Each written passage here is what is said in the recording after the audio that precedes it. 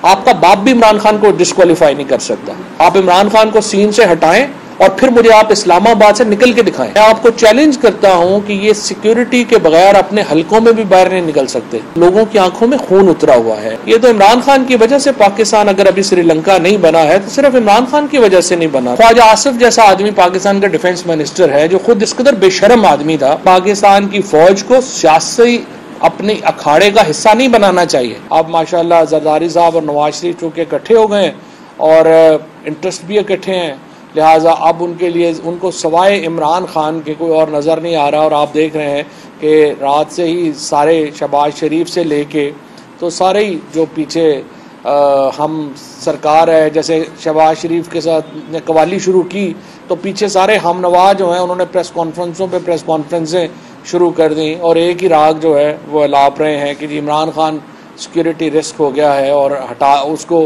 किसी तरीके से खुदा के लिए फ़ौज और जुडिशरी आपस में मिल जाएं और खुदा के लिए इमरान खान को आप डिस्क्वालीफाई कर दें क्योंकि बैलेट से तो इसका मुकाबला नहीं होता। सो ये एक सोच है इस वक्त इन महापुरखों की जिनके ऊपर वो लगे हुए हैं। बहरहाल सारी सोचें पूरी नहीं होती, सारी गुफ्तगू जो है वो इस तरह से नहीं होती और लोग अच्छी तरह इन किरदारों को पहचानते हैं और कुछ को हम याद कराते रहेंगे कि ये कोशिश कि आप इमरान खान को उनके करीबी साथियों को सियासत के मैदान से हटाकर पाकिस्तान में अपने बच्चों की फिर बच्चों के बच्चों की आप जो हुकूमत है उसको आप बचा सकेंगे, ये पाकिस्तान के अवाम ने नहीं होने देना। लोगों को इतनी शदीद नफ़रत है इस वक्त इस मौजूदा हुक्मरान टोले से।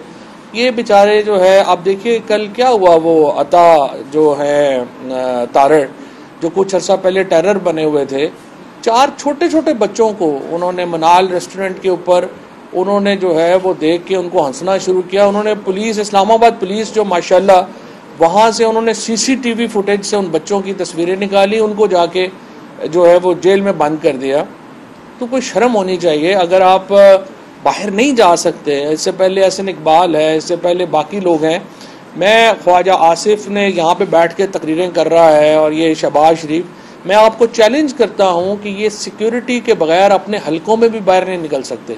इस वक्त जो इनकी हालात हैं, ये जो सारे इस वक्त चेहरे आपको नज़र आ रहे हैं इस वक्त PDM के, ये पाकिस्तानी जहाँ पे भी है, पाकिस्तान के अंदर तो छोड़ दें, ये लंदन में बाहर नहीं निकल सकते। ये बाकी उसकी वजह है, उसकी वजह इनके करतूत है, जिस किस्म की इनकी एक पाकिस्तान के लोग जो हैं जितने इनसे नफ़रत करते हैं और जिस तरह ये साजिशों के ज़रिए हुकूमत में आए हैं, इनके लिए तो बाहर बैठ के बर्गर खाना मुश्किल हो गया है, खाना खाना मुश्किल हो गया है। और ये अनफॉर्चुनेट है। कोई भी सियासतदान इस तरह के माहौल को और फिर ऊपर से गलती ये कर रहे हैं कि बजाय इसके कि टेम्परेचर्स को नीचे लाने की कोशिश करें, ये टेम्परेचर्स को बढ़ा रहे हैं नोइंगली कि पाकिस्तान 18 करोड़ जो हमारा इस वक्त 22 करोड़ जो लोग हैं और उनमें जो करोड़ों लोग इस वक्त जो यंगस्टर्स हैं, 64% आबादी तो 30 साल से कम की आबादी है, 25 साल से कम की आबादी है। ये आबादी आपसे सख्त नाराज़ है और आप लोग जिस तरीके से जा रहे हैं, ये तो इमरान खान की वजह से पाकिस्तान अगर अभी श्रीलंका नहीं बना है तो सिर्फ इमरान खान की वजह से नहीं बना, तहरीक इंसाफ की वजह से नहीं बना, क्योंकि हमने लोगों के जज्बात के आगे बंद बांधा हुआ है। हमने लोगों को रोका हुआ है कि हमने पाकिस्तान को एक मुनज़्ज़म तरीके से तब्दीली लेके आनी है। एक गैर मुनज़्ज़म तरीके से फसाद के ज़रिए तब्दीली पाकिस्तान के मुफाद में नहीं होगी और अदरवाइज़ लोगों की आंखों में खून उतरा हुआ है। और इसको आप इस तरह से ना लाइटली ना लें कि आज जिस तरह ख्वाजा आसिफ ने बयान दिया कि जी इसके ऊपर इमरान खान के ऊपर बड़ी लंबी लिटिगेशन आएगी और हम ये कर देंगे वो कर देंगे। आपका बाप भी इमरान खान को डिस्क्वालीफाई नहीं कर सकता। आप इमरान खान को सीन से हटाएं और फिर मुझे आप इस्लामाबाद से निकल के दिखाएं। आप अपनी हैसियत और औकात के मुताबिक बात करें। हम आपका बहुत लिहाज कर रहे हैं, हम इस हुकूमत का लिहाज कर रहे हैं और इसलिए लिहाज कर रहे हैं कि ये पाकिस्तान को हम एक मुनज़्ज़म तब्दीली की तरफ लेके जाना चाहते हैं, एक गैर मुनज़्ज़म तब्दीली की तरफ नहीं ले जाना चाहते। फ़ौज मिडिल क्लास का सबसे ऑर्गेनाइज्ड ग्रुप है और Tehreek Insaf middle class lower middle class की सबसे बड़ी सियासी जमात है। सो हमारा एक बहुत नेचुरल, हमारी एक समझिए कि एक कोऑर्डिनेशन, एक हमारी जो सोच का एक सोचने का अंदाज़ है वो तहरीक इंसाफ का और फ़ौज का वो मिलता है, क्योंकि हम भी लोअर मिडिल क्लास की और मिडिल क्लास की रिप्रेजेंटेशन करते हैं और फ़ौज मिडिल क्लास का सबसे बड़ा ऑर्गेनाइज्ड जो है वो ग्रुप है। अब सवाल बुनियादी तौर के ऊपर इमरान खान क्या कर रहे हैं? इमरान खान ये कह रहे हैं कि क्या ये सेट ऑफ पॉलिटिशियंस जो इस वक्त पाकिस्तान में बरसरे इक़्तिदार है, जिसका इलेक्शन जो है वो कानूनी नहीं है, जिसकी जो अपनी सियासी लेजिटिमेसी है वो कानूनी नहीं है, और ये अब भी, इससे पहले भी आप देख लें कि नवाज शरीफ ने क्या सलूक किया लोगों के साथ। जनरल आसिफ नवाज साहब के साथ नवाज शरीफ ने क्या सलूक किया। उनकी तो फैमिली ने बाकायदा ये इल्ज़ाम लगाया कि जनरल आसिफ नवाज को जो दिल का दौरा पड़ा था उसको नवाज शरीफ ने जहर दिल दिया था और फिर आर्सेनिक का हुआ और फिर चीज़ें हुई। जनरल जहांगीर करामत साहब जैसे जो शरीफुल नफ्स जनरल थे उनके साथ क्या किया गया। उसके बाद जनरल परवेज़ मुशर्रफ के बारे में तो अभी आप 6 महीने पहले कह रहे थे कि उनकी लाश को यहाँ पे डी चौक में घसीटा जाए। आप तो नारे लगा रहे थे कि ये करना चाहिए पाकिस्तान के आर्मी चीफ के साथ। और फिर जनरल बाजवा साहब को जब आपने अपॉइंट किया था तो आपका ख्याल था कि जनरल बाजवा तो बिल्कुल जनाब हमारा एजेंडा लेके चलेंगे और ऐसे करेंगे। लेकिन ये जो सारे जर्नैल हैं ये पाकिस्तान की मिट्टी के साथ जुड़े हुए हैं, ये आपके एजेंडे को पूरा नहीं कर सकते, ये आपको इस तरह से फेवरेटिज्म में नहीं पढ़ सकते। लिहाजा जो भी इस वक्त जर्नैल आते हैं वो पाकिस्तान की, ये तमाम सारे जो जर्नैल हैं इन्होंने तो खुद बंदूक उठा के लड़ाइयाँ की हुई हैं।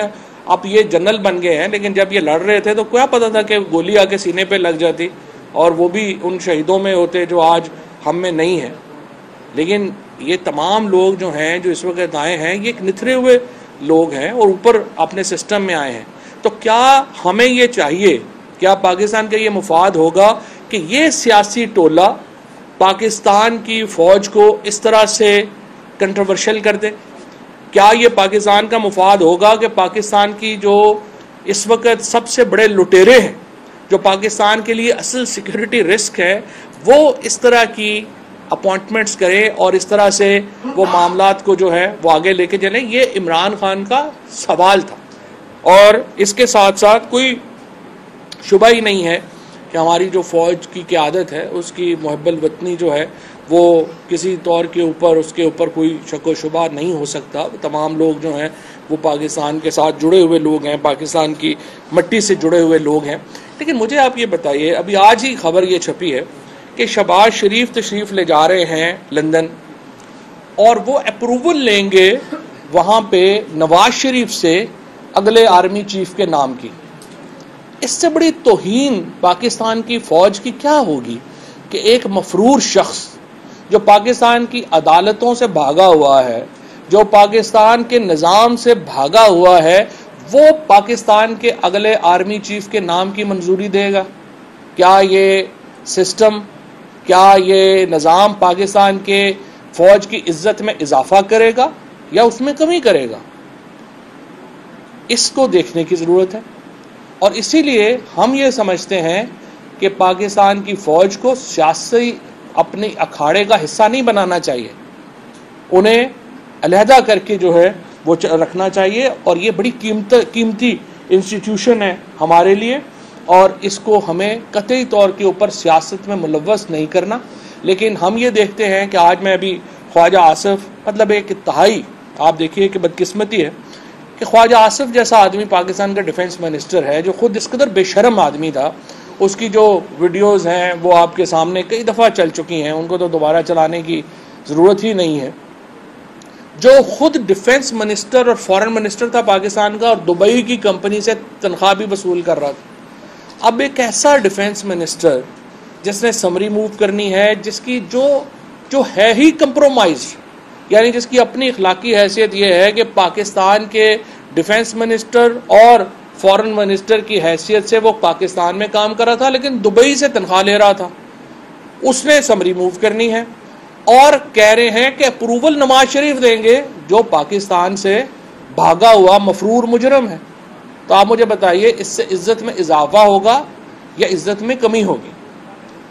बाकी सारे मामलात जो हैं ये फ़ौज से मुतल्लिक बात नहीं है, ये पाकिस्तान की इस वक्त की जो पॉलिटिकल हायरार्की है, जो खुद एक मुफाद से जुड़े हुए लोग हैं, हम उनके हाथों में इस तरह की डिसीजन मेकिंग देना समझते हैं कि इससे पाकिस्तान की फ़ौज की कदर व मंजिलत में कमी होगी और इसलिए इसको इनके हाथ में नहीं देना चाहिए।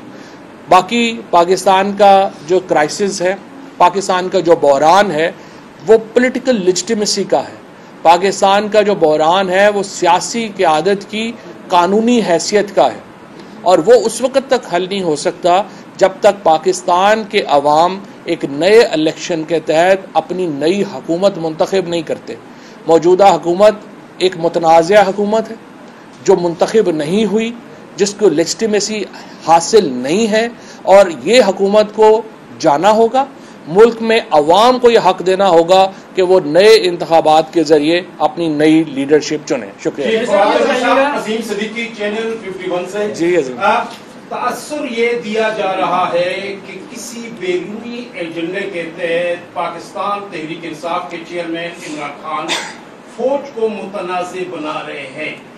रात जिस किस्म का बयान फैसलाबाद में दिया गया, उसके बाद इस वक्त पिंडी और इस्लामाबाद में मुशावरत हो रही है, कोई कार्रवाई भी हो सकती है आपके चेयरमैन के खिलाफ। क्या पार्टी के अंदर फवाद भाई कोई इस किस्म की लीडरशिप ने अपने चेयरमैन को बावर करवाया कि इस किस्म के बयानात से अफवाज पाकिस्तान में तब्दीली हो सकती है? Thank you sir. अजीम भाई, इसको कहते हैं सारी रात हीर रांझा का किस्सा सुनने के बाद कहा कि हीर मर्द थी औरत था। मैंने आपको पूरा एक्सप्लेन किया है कि इमरान खान का मतमा नज़र क्या था और इसलिए ना रावलपिंडी का कोई इशू है, ना इस्लामाबाद का कोई इशू है, ना हमारा कोई इशू है। जो मुतनाज़ा लीडरशिप है उसने देखना है कि ये फैसला वो कर सकते हैं कि नहीं कर सकते। ये बता दें कि जो पॉपुलैरिटी ग्राफ है इस वक्त पूरी पब्लिक का इमरान खान के साथ, इसमें कोई डाउट नहीं है, लेकिन अब कल के स्टेटमेंट के बाद जो एक बयानिया बनाने की जबरदस्ती कोशिश की जा रही है, वज़रा की जानिब से बार बार प्रेस कॉन्फ्रेंस की जा रही है, आप क्या समझते नहीं है कि इस वक्त एक बाकायदा साजिश की जा रही है इमरान खान के खिलाफ कि इमरान खान और फौज को आमने सामने लाकर खड़ा करें? जिन वज़रा की अपनी हैसियत ये हो कि वो बाहर बैठ के खाना ना खा सके, जिन वज़रा की अपनी औकात ये हो कि वो एक जाके बर्गर खुद अपना नहीं खा सकते और उनको गार्ड साथ रखने पड़ते हैं, पूरी इस्लामाबाद पुलिस को उनको गार्ड करना पड़ता है, वो क्या बयानियाँ बनाएंगे? ये लोग जो भी बात करेंगे वो इनके मुंह पे आएगी। तहरीक इंसाफ, जिस तरह मैंने आपको बताया, सबसे इस वक्त मौसर और बड़ी आवाज़ है पाकिस्तान की और ख़ुसूसन हमारी मिडिल और लोअर मिडिल क्लास की। और ये जो सारा तबका है, हमारी जो यूथ है, हमारी जो ख़वातीन है, वो जो बात पीटीआई कर रही है वो उसके पीछे खड़ी है। ये डिस्क्रेडिटेड लोग जो हैं ये बयानियाँ नहीं बना सकते। चेयरमैन तहरीक इंसाफ के मुस्लिम लीग नून की क़यादत से कोई खुफिया रवाबत हुए हैं? कोई ऐसी बात है कि आइंदा का सियासी सेटअप के हवाले से मुश्तरका हिकमत अमली अपनाई जा रही है? मेरा ख्याल है वो दिन गुजर गए हैं कि जब कमरों में बैठ के फैसले होते थे।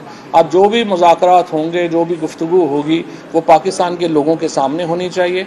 खुफिया मुज़ाकरात का दौर ख़त्म हो चुका है और पाकिस्तान के लोग ही अब फैसला करेंगे कि क्या करना है और क्या नहीं करना। साहब, आप कह रहे हैं कि आर्मी चीफ के मामले को सियासी अखाड़े का हिस्सा नहीं बनाना चाहिए, तो साबिक वज़ीर-ए-आज़म खुद तो उनकी बात जो है वो जलसे के अंदर कर रहे हैं, तो अखाड़े का हिस्सा तो तहरीक इंसाफ बना रही है। और दूसरा सवाल ये है कि टॉप 4 या 5 जर्नलों में से कोई एक आर्मी चीफ बनेगा, थोड़े ही कोई नून लीग या पीपल पार्टी कैप्टन सफदर को आर्मी चीफ बना रही है, तो फिर आप इतने खौफजदा क्यों हैं? पहली बात तो यह है कि इनके बस में हो तो कैप्टन सफदर को ही बना दें, लेकिन इशू यही है कि अभी पाकिस्तान आर्मी में प्रोफेशनलिज्म जिंदा है। दूसरी बात यह है कि हमने दोबारा, जिस तरह से मैंने आपको कहा कि 4 हों, 5 हों, 6 हों, 7 हों, हमने जो हमारा जो इस वक्त मतमा नज़र था इमरान खान का, वो पाकिस्तान की फ़ौज के जो लीडरशिप है वो नहीं थी। हमने जो इस वक्त सेट ऑफ पॉलिटिशियंस हैं जो फैसला कर रहे हैं, उनकी लेजिटिमेसी के ऊपर क्वेश्चन किए हैं। और मैं आपसे भी पूछता हूँ कि अगर आपको लगता है कि नवाज शरीफ ने प्रूव करना है पाकिस्तान का वज़ीर-ए-आज़म, जो खुद एक मफरूर मुजरम है, तो मुझे आप बताइए उसकी लेजिटिमेसी क्या होगी? जाहिर है कि हमारी नज़र में उससे जो इज्जत है उस पर फ़र्क आता है। अब आप ये बता दें कि आपने कहा कि जब